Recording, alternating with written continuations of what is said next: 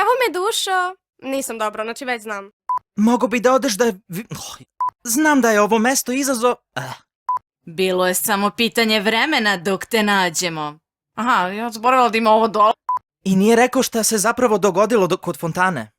Video sam mnogo mladih ljudi kako prolazi kroz isto što i ti. Ali svi je... Pa zašto su ti Ej. Otkud to sad...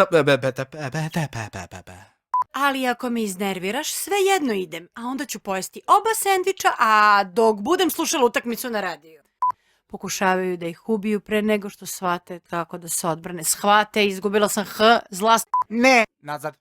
Ne znam čak ni kako izgleda. Pa ne, mislim, pa ne.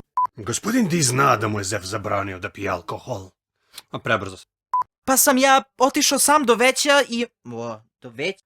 Znači, kada je čuvek... O Isis, ona je boginja, ali ponovo. Da znam da li ćeš mi pomoći. Tu sam se zeznula. Prati me od kada sam stigao u kamp. Tvom ocu treba Ako mu ne vrati munju, to letne dugo ajo. Najbitnije. Ćeš izgubiti, ne. Marko! Najbolja ideja, najmoćnik Ali ako je ovo toliko bitno, zašto se ti... Ali ako je ovo... ti rečenicu. Ti si zabranjeno dete. Zabranjeno? Da krenemo preko njega, bio bi mu sam... I poenta je da su... I poenta je da nisu svi... I poenta je da nisu svi kakvi se čine. Šta tačno radiš sa ovo?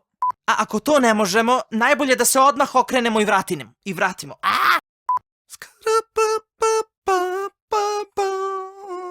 Kako? Izvini, čekaj, stari. Čekaj, moram da skontam melodiju. Mislim, znala je da je zabranjeno dete, samo je bilo baš briga. Ne može. Sav je njanjav kada se ne... Ček, šta, gdje? Ja, zaboravila sam. Pa svakako ne mogu da dođu... Ne mislim zaista da ste napravili slovna greška.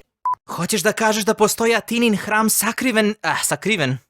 Hoćeš da kažeš da postoji Atinin hram sakriven negde u Hoćeš da kažeš da postoji Atinin hram sakriven negde u sred St. Louisa? Hoćeš da kažeš da postoji Atinin hram sakriven... Hoćeš da kažeš da postoji Atinin hram sakriven negde u sred St. Louisa? Luisa, ne!